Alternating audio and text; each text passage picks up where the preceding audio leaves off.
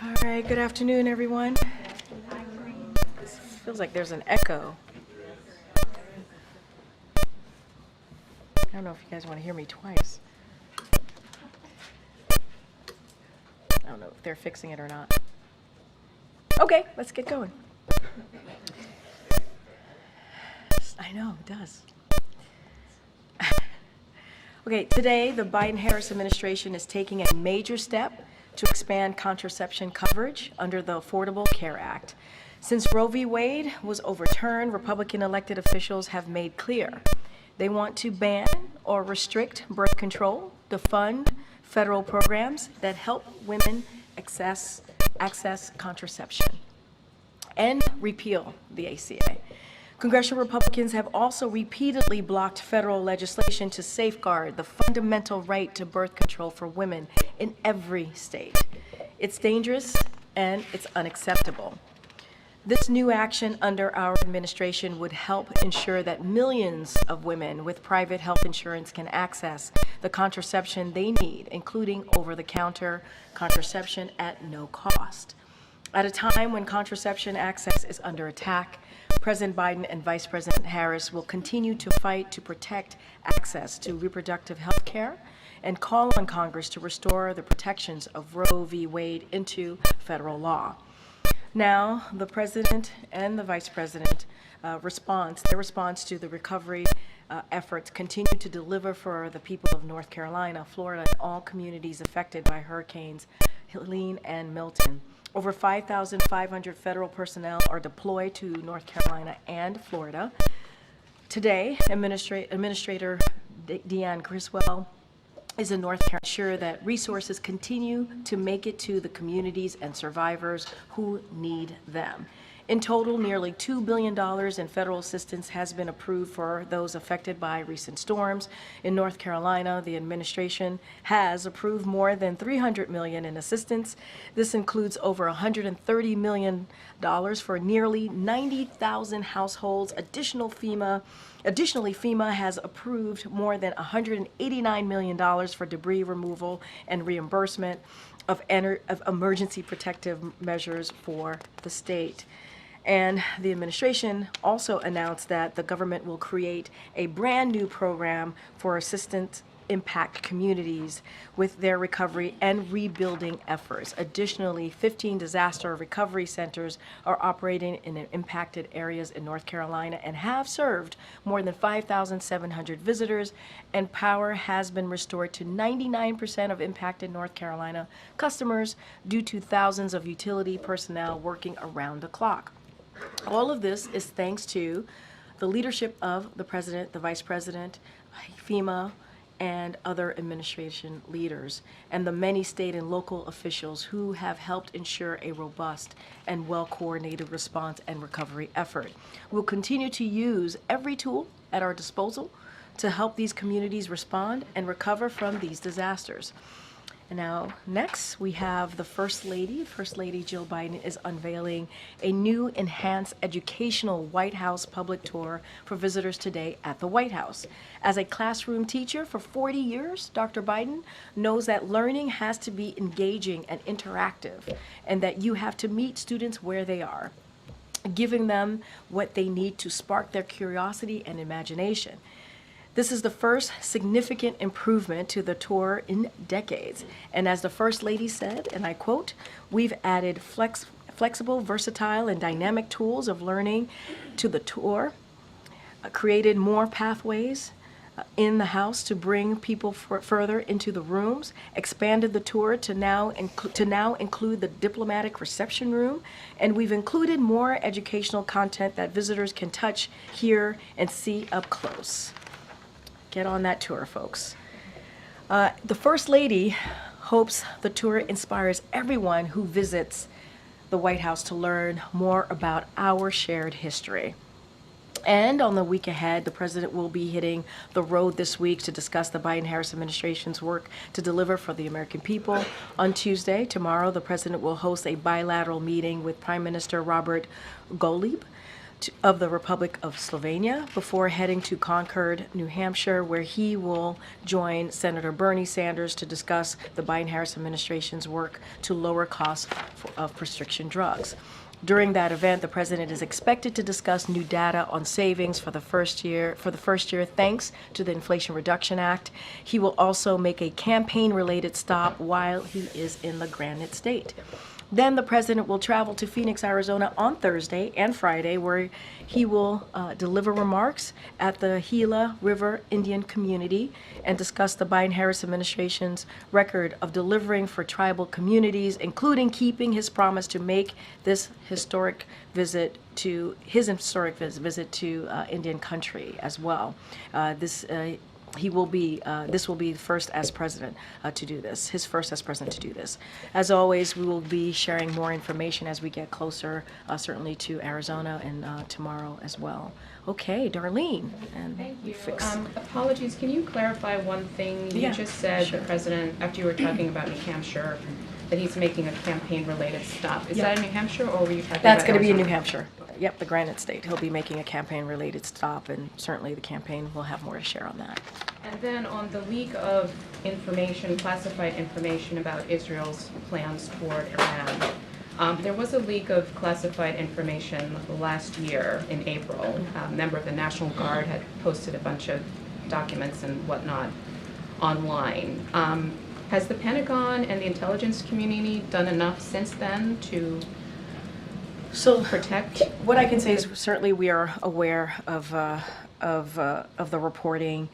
Certainly we are concerned, very concerned by them. Anything about the process and this and how it's being investigated by the U.S. government, I would have to refer you to the IC, the DOJ, and certainly DOD. I'm not going to get into particulars or specifics from here, but we are aware of the reports and we are definitely very concerned about them. Can you speak to any changes the president might have in mind that he might want to see going forward? So I'm not going to get ahead of it. As I just mentioned, the U.S. government is investigating this and through the appropriate authorities. So I'm going to let them move through their process, see exactly what happened. I'm not going to get into it from here. And speaking of classified information, what is the president's plan for voting in the November 5th election? So the president certainly looks forward. Oh, so serious. I'm sorry. I'm so serious today. Very funny, Darlene. Very good joke. So the president is certainly looking forward to casting his ballot in the upcoming election. When we have more to share about what that looks like, where he's going to be, we certainly will share that. Go ahead, Thank you, Karine. So we just heard from Kirby that the White House is monitoring the progress of the investigative effort to figure out how this happened, not whether this happened. But just for the sake of clarity, can you confirm that the documents in question are authentic and do in fact include U.S. classified intelligence? Look, I appreciate the question. Like I said, we're certainly aware of the reports. We are very concerned. I'm not going to get into specifics. I'm not going to get into details. That's something for DOJ, IC, and DOD to get into it, and certainly they can hopefully answer any questions that you may have on this particular matter. But look, as the reports are out there and what we are hearing, certainly we are very concerned by them. They're being looked into. It's being investigated by the appropriate authorities, obviously the U.S. government here, and so I'm going to let them speak to it directly. Kirby characterized the concern as stemming from the fact that they were in the public domain. So, well, it's true. As he talked about it, the implication was that this was classified information. I'm just asking yes or no, was it? Look, anytime there are leaks like these that end up in the public domain, just reiterating what he said, of course it is concerning. We have the appropriate authorities who are looking into this on our side of things, and I'm going to be really mindful. I'm not going to get into specifics. Was this, classified? Was this not classified? I can't get into that from here. That is something IC and DOD and DOJ can get into it on those specifics. But anytime we see any type of classified information that is leaked and that is out there in the public domain, of course we are concerned, of course. But they can speak to their how authentic, how real, any of those pieces, they can speak to that. I'm not going to speak to that from here. And then just a quick follow-up on Darlene. I know you're figuring out his election day plans, but given the potential for political unrest in the days that follow, will the president be here? Does he plan to be here in Washington in the days that follow the election? So, look, the president is president wherever he is. Obviously the number one priority of this president is the American people. Obviously, the security of the American people is also a priority of his as well. I don't want to get ahead of where he's going to be, if he's going to be here or not. We'll have more to share as we get closer, certainly to November 5th and what his schedule will look like. But he is indeed president wherever he is, and so his number one priority is the American people. Thank you. Get Selena. Thanks, Karine. Elon Musk is pledging to give away $1 million every day up until the election to voters in battleground states. Some experts are saying this is clearly illegal vote buying. Does the White House believe what he's doing is illegal? So I'm going to have to refer you to the FEC. I'm not going to comment from here. Can you talk about how the president's reacting to this in terms of, does he believe it's appropriate? Does he agree with what Governor Shapiro is saying about how this needs to be investigated?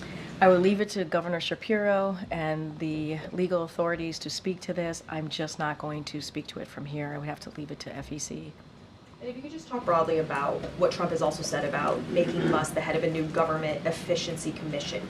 Does the White House see that as a conflict of interest, given the fact that Musk's companies have so many contracts with government agencies, and it could potentially give him the power to regulate the agencies that hold sway over his own companies? Well, since that's a campaign-related item there, what they're planning to do next, or what it looks like under, and their platform for his campaign, I'm just not going to respond to it from here. Any reaction from the president or White House about Elon Musk's role at this moment in the political discussion? I have no response, no comment on that at this moment. Go ahead, Monica. On the apparent leak of classified information, how concerned is the president about the message it sends to allies about the way the U.S. handles some of the most sensitive top secret information? Well, what I can say is we take this very seriously, and as I've said many times already, we're very concerned. This is why the DOD, this is why IC, this is why DOJ are all looking into this, and so I would have to refer you to them. And as I stated many times, it's being investigated. We need to get to the bottom of it. We need to get answers before I can give you anything further from here. But it's being investigated by the appropriate authorities. We're looking into it. Are we concerned? Yes. Are we very concerned? Yes, we're very concerned. And so the appropriate authorities are looking into this. And you just mentioned the president's going to be making a campaign-related stop tomorrow in New Hampshire. He has so far only campaigned alongside Vice President Harris in an official campaign event capacity once. We have reporting that we don't expect to see the two of them together in these final 2 weeks. What is the reason for that? Well, I would remind folks that he was in Philadelphia just last week doing a campaign event just last week on his own. And so would remind folks that he was doing that. There's going to be a campaign-related event, as I just mentioned, tomorrow, and there'll be more to come. I think there will be more to come. But we cannot forget what we have seen this past couple of weeks. 2 historic hurricanes, right? Let's not forget that. The president was able to, because of his leadership and what his administration was able to do, we avoided a port strike, right? That's something that he was able to do. And there are just many other, obviously, pressing issues that are not just here domestically, but around the world. And the president has led on those issues. And so the most important thing that the president believes that his job is to continue to be there for the American people, deliver for the American people, and that's what you have seen him do. Now, he's going to be out there. I would say stay tuned. There's more to come. I just mentioned New Hampshire. There's more to come in the upcoming days, and we'll certainly share that with all of you. Finally, former President Trump is in North Carolina today. He was talking about some of the FEMA efforts there. He called the rescue effort, quote, non-existent. He repeated some misleading information about where some of the funds have been directed to. So how concerned is the White House still about what that might do to not just people taking in this information, again, that's misleading, but to voters specifically in key states where the devastation of the hurricanes has been evident? Well, I'm glad in your question you said misleading information, which is true. Misleading information that is being put out there. And it's not just from us. You've heard from Republicans and Democrats, right, in North Carolina, who have said, who have made it very clear, by pushing these types of conspiracy theories, they are dangerous, they are unhelpful, and it is not what leadership looks like. I'll say it there like that. And it is a time when you see something like that, these types of hurricanes that have impacted communities the way that they have, both of them, Hurricane Helene and Hurricane Milton. It's time that you bring a community together and stand by each other. And so you've heard from, again, the governors of all of these states. Well, in particular, certainly as we're talking about governor in North Carolina, he spoke to this today, and he said the Biden-Harris administration has responded quickly and positively to our request. The federal government has been responsive to our call for help. That's coming from the governor of North Carolina. We also heard from the mayor of Asheville as well. And so we have seen a bipartisan reaction to this, appreciation for what this administration has been able to do. And the reason we've been able to do this work on the ground is because we've had a good partnership with local and state officials on the ground. And this type of conspiracy theory that's out there, it is dangerous. To your point in your question, it's dangerous, it's unhelpful, and it gets in the way. Again. Secretary Blinken is headed back to the Middle East today. Does the White House have any hope that this trip will be more successful than past trips, given that this comes after the death of Sinwar? Yeah, so a couple of things. I know the State Department, my colleagues over at the State Department spoke to this in greater detail about the Secretary's trip, which starts tomorrow. He's going to be going throughout the region. He's going to discuss the importance of ending certainly the war in Gaza, securing the release of all hostages, alleviating the suffering of the Palestinian people, and he's going to underscore the importance of getting that food, medicine, and other humanitarian aid. It's important to get that delivered to civilians in Gaza.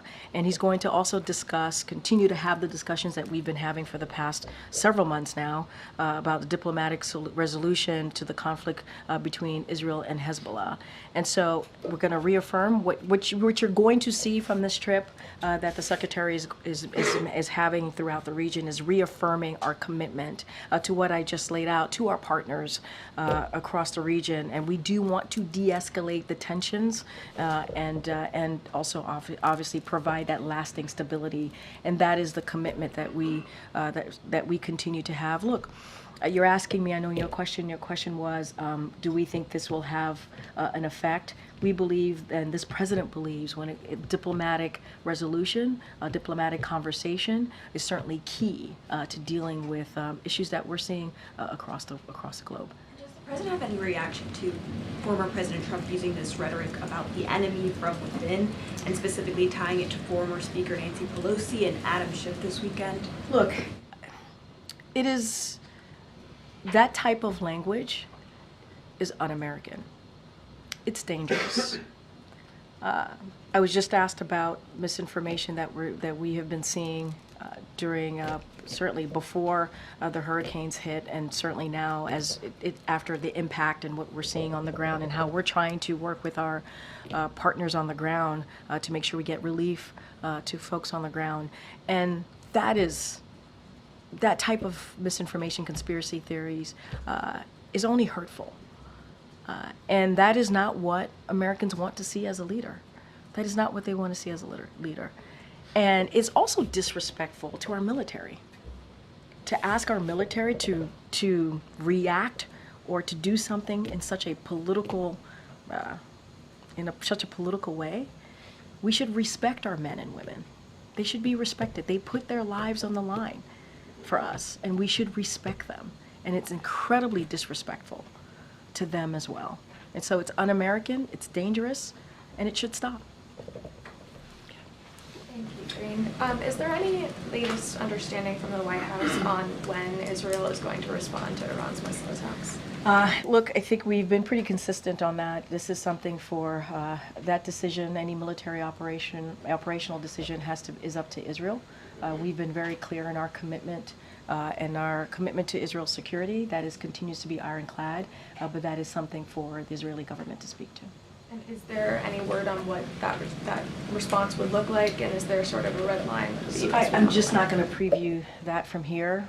Us previewing that from here would certainly give a heads up to the Iranians. It's something that we're not going to be doing. But that is, aside from that, that certainly is something for Israel to speak to. Okay. Thank you, Karine. I wanted to ask about the contraception rule that the administration is putting out today. As you mentioned at the top, the president is proposing a rule that would require insurers to cover the cost of over-the-counter contraception. The Congressional Review Act allows lawmakers to overturn federal regulations that are implemented in the final stages of a presidential term. And I'm wondering if the White House believes that this type of rule could withstand that threat, or if you think that anything that happens in these last few months is potentially subject to congressional reversal. So look, that's getting into a hypothetical that I'm just not going to do from here. Look, it's going through a rulemaking process, as you know, from the moment that the president made this announcement. It's now in a rulemaking process. We'll hear back from the public. We feel pretty confident this is going to move forward. And the reason why, as I stated at the top, why we're doing this is because of the Dobbs decision. It's because now we have women out there who don't have the protections that they need on their own health care because Roe v. Wade, which was law of the land for almost our constitutional right for almost 50 years, were stripped away. And we have made that commitment from this administration, the Biden-Harris administration, to protect women, to do everything that we can. Now we're expanding ACA. Now we're providing this potential opportunity to give the women opportunity to make those difficult decisions and to have also the availability, obviously, of contraception. And so that is our commitment that we have made here. I can't get into what Congress is going to do, the hypotheticals from here.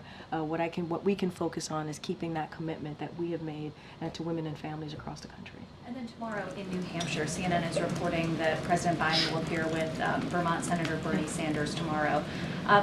It's an interesting contrast to Vice President Kamala Harris, who today is appearing at a campaign event with Republican Liz Cheney. I'm wondering if you can just talk about the rationale of the presidents to appear with Senator Sanders tomorrow and what message that's meant to send to the party. So look, I think if you think about the commitment that both of them have had, the president and Senator Sanders, you are correct. He is going to be traveling to the Granite State with Senator Sanders, and they have been partners, right? They have been partners on a lot of these issues, including lowering cost for healthcare. We know that this is an issue that's incredibly important to Senator Sanders. So for us, it makes sense. It makes sense to be doing this event together. They have been partners not just on this, but on other important critical needs of the American people. And this is what you're going to see. I cannot speak for the Vice President's campaign. She's doing what she needs to do. I'm going to let her campaign speak to that. The President is going to continue to go into states and have really important conversation. And let's not forget, the Inflation Reduction Act was incredibly historic in lowering costs in healthcare, was important in one of the most historic pieces of legislation to deal with climate change. There's a lot there that we believe that the American people need to continue to hear from him. And he's going to have Senator Sanders, which he really looks forward to being in the state with him on that issue. Would you say that it's accurate, as some strategists have argued, that this is an effort by President Biden to embrace the more progressive flank while Vice President Harris tacks to the center in these final What days? the president is doing is going out there, speaking directly to the American people and talking about how he's delivering for them, how the Biden-Harris is delivering for them, whether it's lowering costs, climate change, powering up an economy, continuing to move that economy forward. That's what you're seeing from this president, and he's not going to shy away from it. Great, thanks. Zooming out from this breach, which I know that you're not going to discuss the specifics of, but you've had, over the last week, private correspondence between the Secretaries of State and Pentagon, to Israel, this Air National Guard leak from a year ago on Discord, the investigation into Rob Malley. Is there a problem safeguarding sensitive information?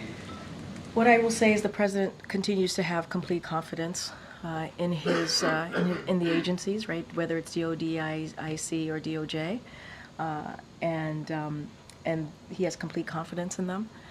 This is being looked into, investigation being done by the appropriate parties, and I'm not going to get into it. I'm not going to get into it.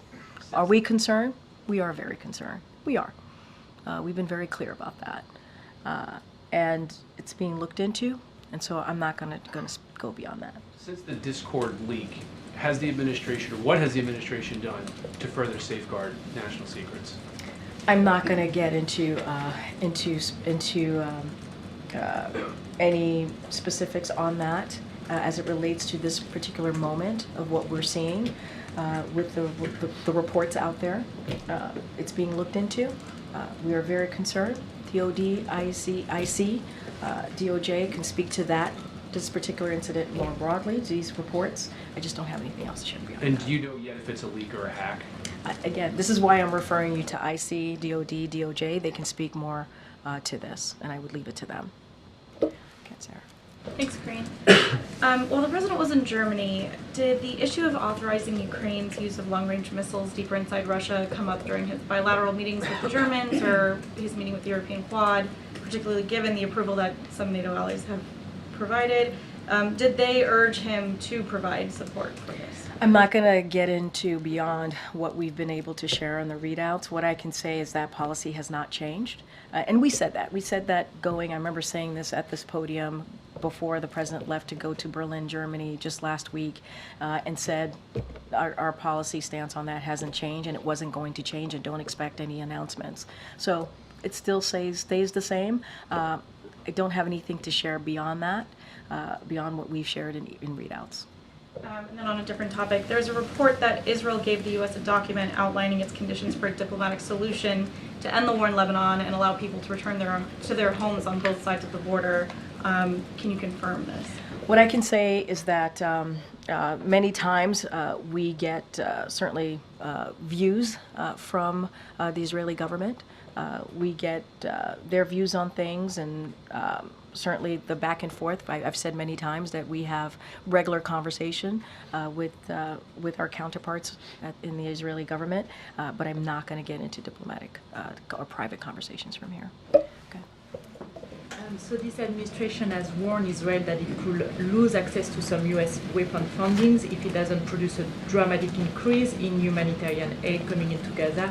Have you seen so far any dramatic improvement in the delivering of aid? So here's what I'll say to that. We are working to surge humanitarian assistance into Gaza. So just a couple of things just to update all of you. Over the weekend, we welcomed the airdrop by the UAE of food parcels into central Gaza. We also noted the resumption of deliveries last week into northern Gaza as well, including through the Vital Lifeline from Jordan with 129 trucks entering northern Gaza last week after an unacceptable slowdown since October 1st, which we've talked about just last week. That number must further increase over the coming week, and we are grateful for Jordan's leadership in organizing these deliveries. We also call on all parties to cooperate in distributing the many hundreds of truckloads now on the Gaza side of the Kerem Shalom crossing. The armed gangs threatening and looting deliveries from this platform are keeping vital supplies away from those in desperate need. And we here in the U.S. are the largest contributor to the humanitarian response in Gaza, and will continue to support all efforts to surge and safeguard assistance and enable its distribution into all areas of Gaza. And one of the things, as I just stated earlier, is that the Secretary is going to speak about, Secretary Blinken, is how do we continue to upsurge the humanitarian assistance into Gaza. So that is going to be a priority, part of his discussions throughout the region as well. Again, Jared. The House task force investigating the Butler, Pennsylvania attempted assassination came out with an interim report today. Yeah. Pretty critical of the Secret Service, especially as it relates to the coordination and communication with local police. One, does the White House, the president, have a reaction to that? And two, does the president still have full confidence in the current leadership at Secret Service? So look, the president has deep respect for the Secret Service, and he knows that they have an extremely difficult job. He knows that the men and women who are part of the Secret Service put their lives on the line day in and day out. And so we're going to review the report. I'm not going to comment on the report right now. We're going to review it. As you just said, it just came out this morning. So, you know, and I would add Secret Service has also acknowledged their own shortcomings, and they have taken several steps to enhance the former president's protection. And so they're continuing to do that work. And the president has also been clear from his point of view as well to the Secret Service to make sure that they provide the highest level of protection for the former president. And so that is what he's asked for. We know that the Secret Service has made some changes, enhancing certainly the protection of the former president. And as it relates to the report, we are going to review it. Is President Biden confident in his own protection? Yes. Thank you. I have a question about Cuba. There have been multiple power outages in the island in recent days. So I was wondering, is the White House monitoring the situation, particularly for signs of unrest? Thank you. So we are closely monitoring the blackouts on the island, and so we are concerned about the potential humanitarian impacts on the Cuban people. And so, bless you. And like we have seen over the past few years, Cuba's economic conditions stemming from long-term mismanagement of its economic policy and resources has certainly increased the hardship of the people in Cuba. And so, certainly, just want to make clear that this is not, the U.S. is not to blame for the blackouts on the island or the overall energy situation in Cuba. The Cuban government has not requested any assistance at this time, and so we will assess the appropriate next steps if they do request any assistance. And so a critical tenet of the Biden-Harris administration policy as it relates towards Cuba is to always advocate for the support of the Cuban people, and we've been always very clear about that, and so we'll continue. Do a follow-up, and I know this is Yeah. a hypothetical, but if the Cuban government were to request assistance, would the Biden-Harris administration be willing to provide it? So we're going to, if that were to happen, we certainly would assess the next best steps. They have not. Again, it's a hypothetical, and so we're going to assess what's the next best step to do. Oh, go ahead. Karine, there's a recent report about how a number of Senate Democrats that are running for re-election are having ads that show images of President Trump, touting their own cooperation with President Trump when he was in office.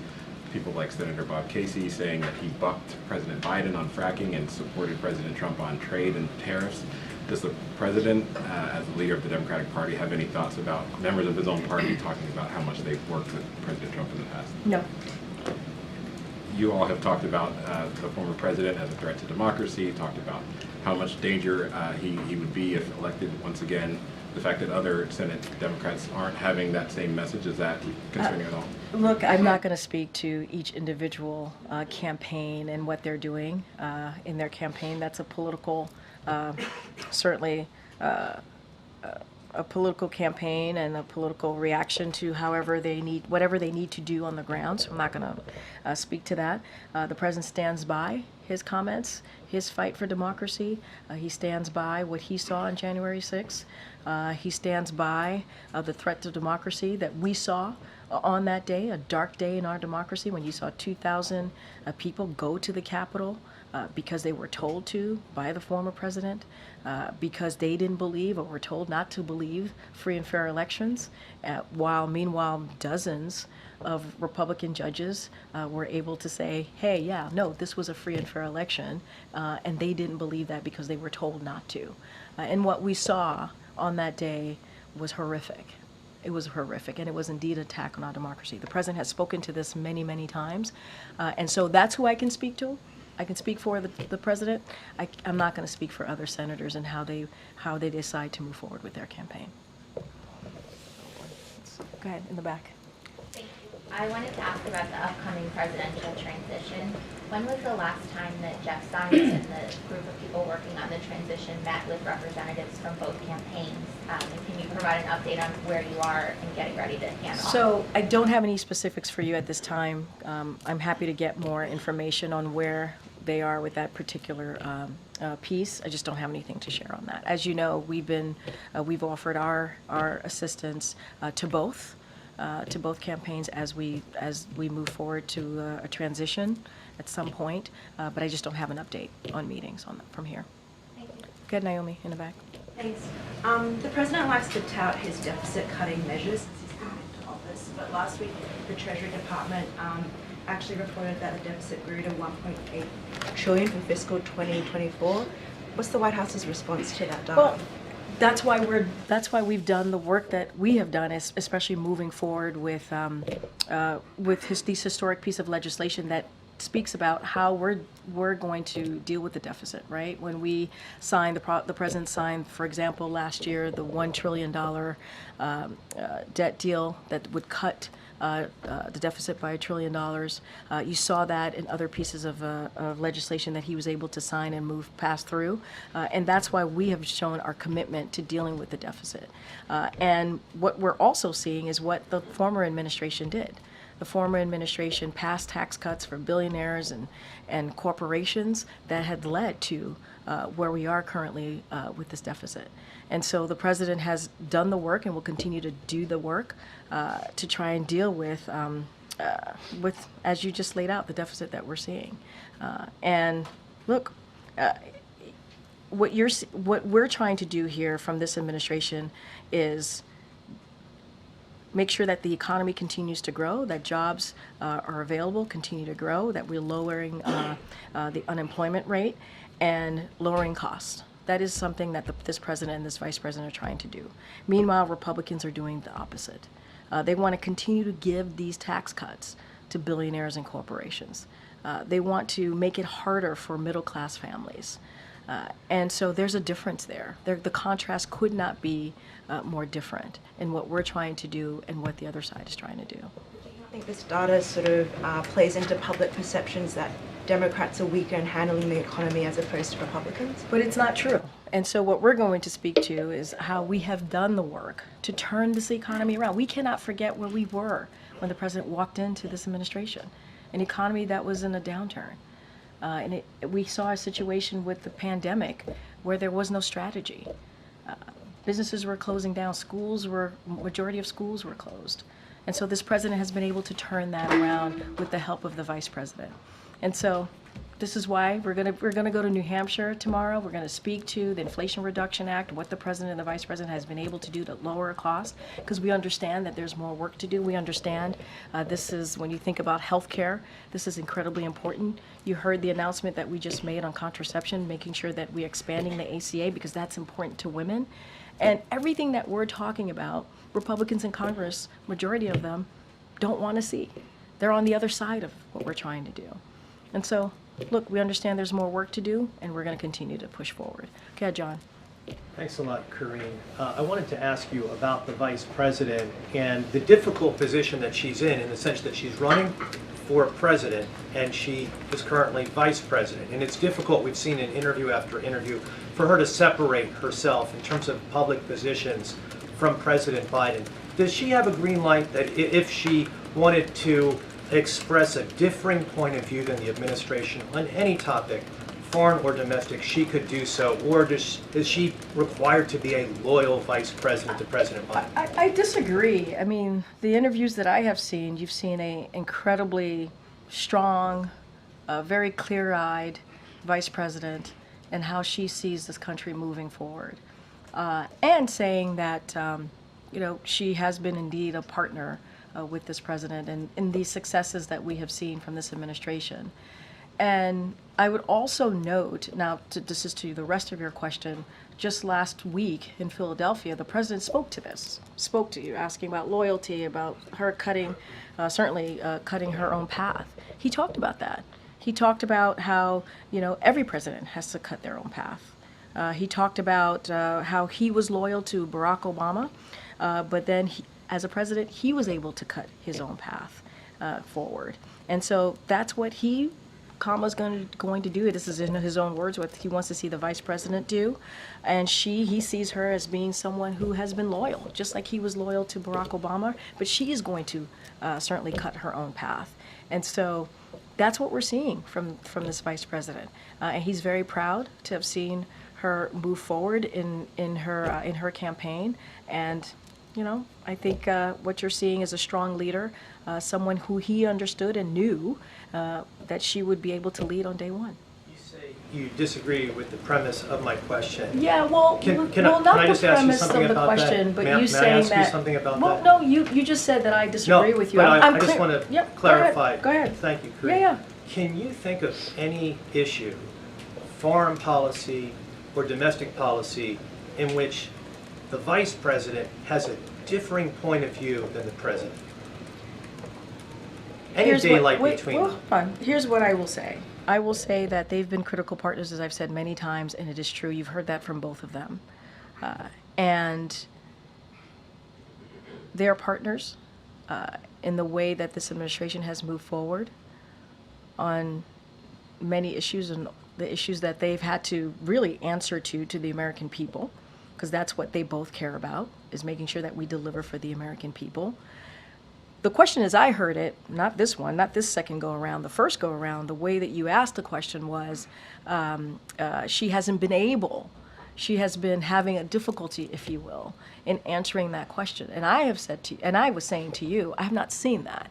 I've seen a president, a vice president who is running for president, obviously, who has showed strength, leadership, and that's what this president has seen as well. He has said this, and cares about the American people.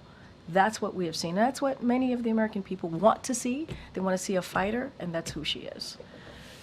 Okay, Karen. Thanks, Karine. Later today, the president's doing the National Arts and Humanities reception. Can you tell us about that event? Who's going to be honored? Who's coming here to the White House? No, it's a today for good that? question. We'll have more to share as we get closer. Obviously, that's about in 3 hours or less. So we'll have more information to share about who's being honored.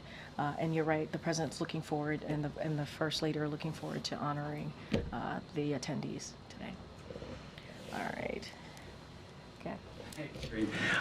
So Tuesday, the countries in BRICS are going to be going to Russia for a meeting. How concerned is the administration that this bloc of countries could undermine U.S. economic or trade strength that we have? So, look, what we're focused on is on the working with partners around the world, and to build the broadest and deepest coalitions possible to help achieve our shared goals. That's what we're going to be focused on. You know, we're not looking at BRICS as an evolving into some kind of geopolitical rival. That's not how we look at it, to the United States or anyone else.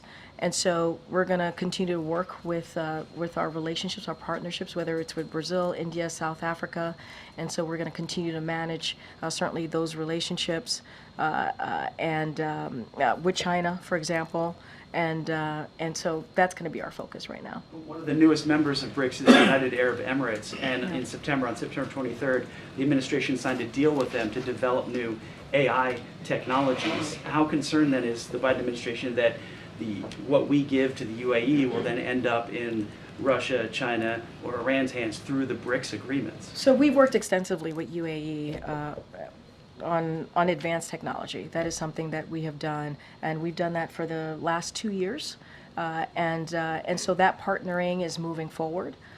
And we believe it's moving forward in the right direction. So we recognize, and this is why the president did took an executive action on AI.